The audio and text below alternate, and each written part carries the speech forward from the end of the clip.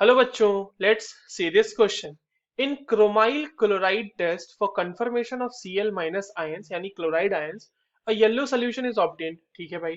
Acidification of the solution and addition of amyl alcohol and 10% of H2O2 turns organic layer blue, indicating formation of chromium pentoxide. The oxidation state of chromium in that is। ठीक है, चलिए इसको calculate मतलब solve करते हैं बच्चों। और देखो ऑक्सीडेशन स्टेट के आपके पास चार प्रोबेबल जो आंसर्स हो सकते हैं वो दिए हुए हैं चार ऑप्शंस में। चलिए सबसे पहले तो ये देखते हैं कि इस क्वेश्चन को सॉल्व करने के लिए हमारे पास कौन से की कॉन्सेप्ट की जानकारी होनी चाहिए। देखो ऑल्दो ये सवाल जो है क्रोमाइल क्लोराइड टेस्ट का है। ठीक है, क्रोमाइल क्लोराइड टेस्ट।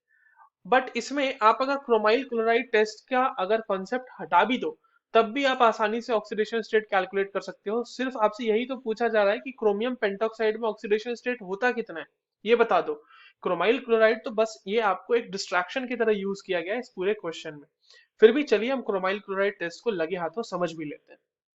देखिए क्रोमाइल क्लोराइड टेस्ट में क्या होता है बच्चों, कि आपके पास पोटेशियम डाइक्रोमेट जो है K2Cr2O7 उसका रिएक्शन हम कराते हैं H2SO4 के साथ। मैं बैलेंस्ड इक्वेशन लिखते चलता हूँ साथ साथ।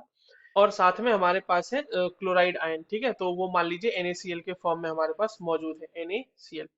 तो ये यहाँ से क्या देगा बच्चों, 2Cr O2Cl2। This is only chromyl chloride.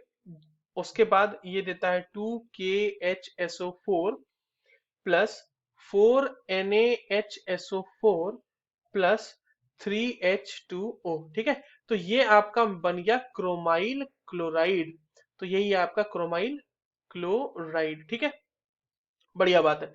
अब देखिए ये जब क्रोमाइल क्लोराइड आपने लिया हुआ है यहाँ पे, ये जब NaOH के साथ रिएक्ट करता है यानी बेसिक मीडियम में रिएक्ट करता है तो ये बनाता है Na2CrO4 यानी कि क्रोमेट आयन। और ये जो क्रोमेट आयन आपको मिला ना, इसी की वजह से ये जो है आपके पास एक मतलब क्रोमेट आयन जो है यहाँ पर आपको येलो सोल्यूशन देखने को मिलता है। ये इसकी वजह से मिलता है येलो सोल्यूशन। ठीक है, अब कहा जा रहा है कि ये येलो सोल्यूशन यानी कि ये जो आपके पास सोडियम क्रोमेट है Na2, या फिर इसको चलिए इस तरह से लिखते हैं क्रोमेट आयन, जिसकी वजह से हमें येलो सोल्यूशन मिला हुआ है। सॉरी, ये 2 माइनस होगा, ये 2 माइनस होगा। इसमें हमने क्या क्या दिया बच्चों, इसमें हमने पहले किया है एसिडिफिकेशन यानी H प्लस दिया। उसके बाद हमने इसमें एमाइल अल्कोहल दिया है।